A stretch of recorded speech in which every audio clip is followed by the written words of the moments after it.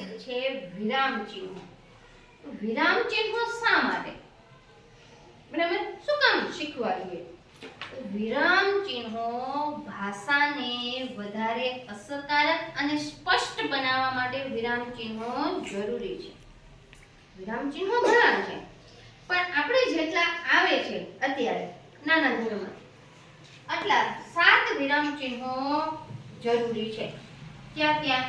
તો કે પૂર્ણ વિરામ, અલ્પ વિરામ, પ્રશ્નાર્થ ચિહ્ન, ઉદ્ગાર ચિહ્ન, અર્ધ વિરામ, અવતરણ ચિહ્ન અને બેવડા અવતરણ ચિહ્ન, એટલે કે બે વખત આવતા હોય. એટલે આપણે શીખવા છે. પહેલું છે પૂર્ણ વિરામ. તો પૂર્ણ વિરામ એટલે શું? એ ક્યાં આવે, ક્યારે આવે?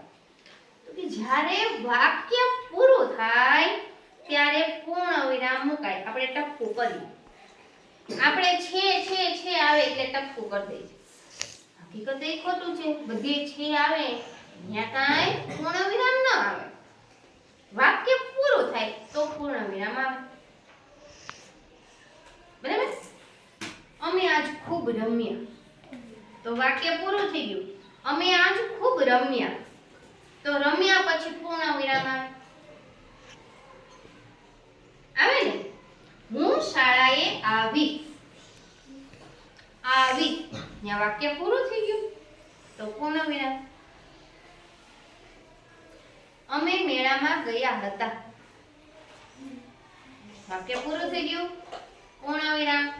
બરાબર? તો જો અહીંયાથી છે નથી આવ્યું, આપણે છે એટલે પૂર્ણ વિરામ.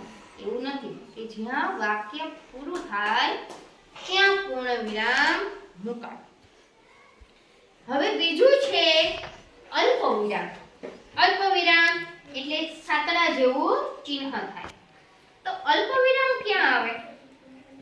કે જ્યાં વાક્યમાં થોડુંક અટકવાનું થતું હોય ત્યાં અલ્પ વિરામ આવે. તો એ તો ભાઈ કઈ રીતે? બરાબર?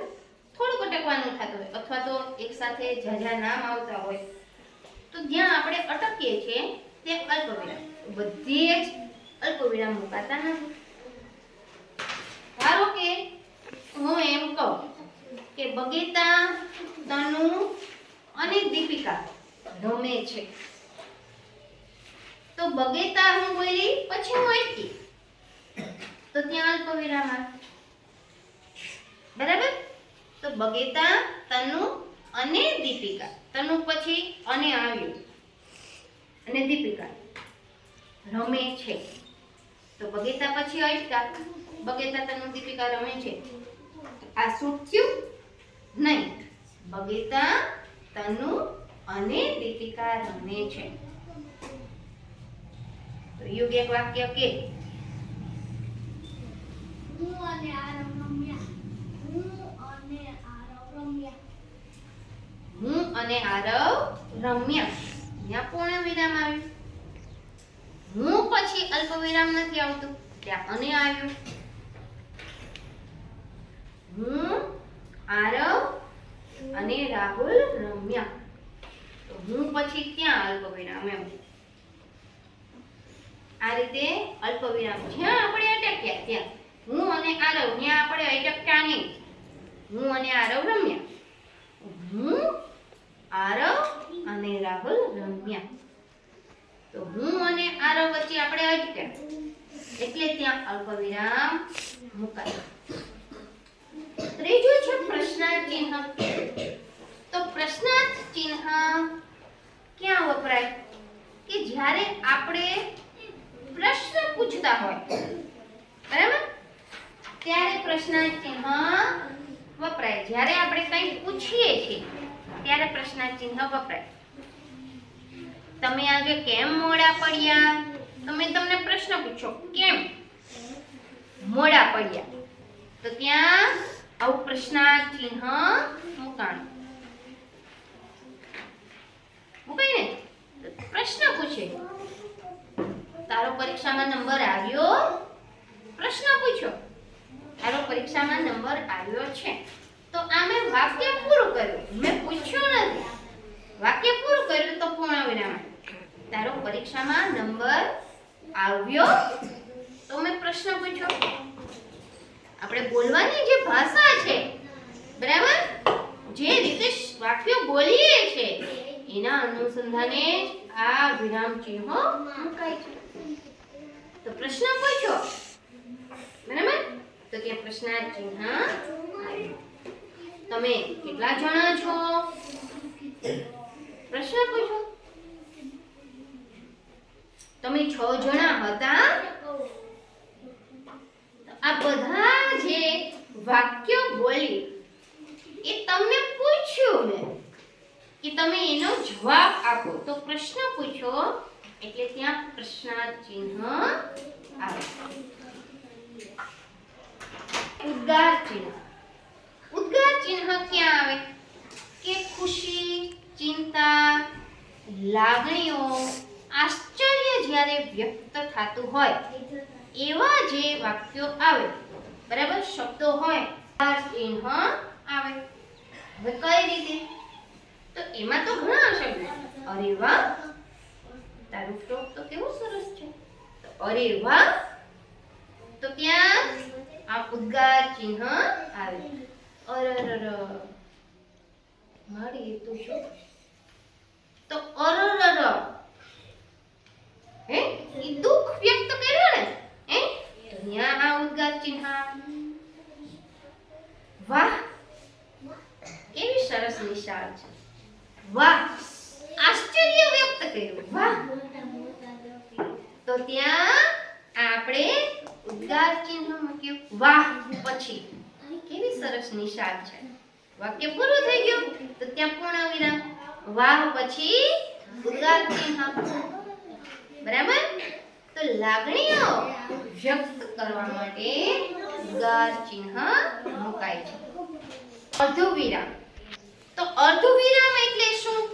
તો પૂર્ણ વિરામ આવે છે અને અલ્પ વિરામ આવે છે. એને અર્ધવિરામ કહેવાય. તો કે અલ્પ વિરામ કરતા થોડું જ્યાં ઓછું અટકવાનું થાય એને અર્ધવિરામ કહેવાય. શું કહેવાય? અર્ધવિરામ. તો એ કઈ રીતે? જ્યારે હું એમ કહું કે મેહુલ બોલ્યો, આ બધા મારા મિત્રો છે, તો મેહુલ બોલ્યો, બોલ્યા પછી અર્ધવિરામ આવે. મેઘે કહ્યું, મારા પપ્પા પતંગ લાવ્યા છે, તો મેઘે કહ્યું, કહ્યા પછી આપણે થોડું કટી ગયા તો ત્યાં આવે અર્ધવિરામ. બરાબર. અવતરણ ચિહ્ન. અવતરણ ચિહ્ન એટલે કે જે તે વ્યક્તિએ કરેલ વિગતને એમનેમ દર્શાવી તો અવતરણ ચિહ્ન વપરાય. કઈ રીતે? ઓલો ખિસ્સાનો આપણે છે ને, ખિસ્સાએ કહ્યું, ત્યાં આપણે મૂકશું અર્ધવિરામ. ખિસ્સાએ કહ્યું પછી અવતરણ ચિહ્ન કે બધા મને ડરાવે છે. ખિસ્સો કહે છે તો ઈ જે વાક્ય છે ને કહ્યા પછી આ અવતરણ ચિહ્ન આવશે. પછીનું છે બેવડો અવતરણ ચિહ્ન. બેવડો એટલે બે વખત આવતું હોય. બે વખત આવતું હોય. આ એક વખત છે, એક વખત છે. એને બે વખત લીધા એટલે બેવડો અવતરણ ચિહ્ન. તો બેવડો અવતરણ ચિહ્ન ક્યાં વપરાય? કે કોઈ કહેલું જ્યારે વાક્ય હોય ત્યારે બેવડું અવતરણ ચિહ્ન આવે. જેમ કે ગાંધીજીએ કહ્યું, કહ્યા પછી આવશે અર્ધવિરામ. બરાબર ને? ગાંધીજીએ કહ્યું, અર્ધવિરામ. શું કીધું એને? તો કે ખરાબ અક્ષર એ અધૂરી કેળવણીની નિશાની છે. તો આ જે વાક્ય છે એ કોણે કીધું? ગાંધીજીએ કીધું. તો એના દ્વારા કહેલું જે વાક્ય છે, ખરાબ અક્ષર તો ખરાબની આગળ અવતરણ ચિહ્ન આવશે કે ખરાબ અક્ષર એ અધૂરી કેળવણીની નિશાની છે. તો ત્યાં પૂર્ણ વિરામ આવશે અને અવતરણ ચિહ્ન પૂરું પણ થશે. આ રીતનું આખા વિરામ ચિહ્નો હોય છે.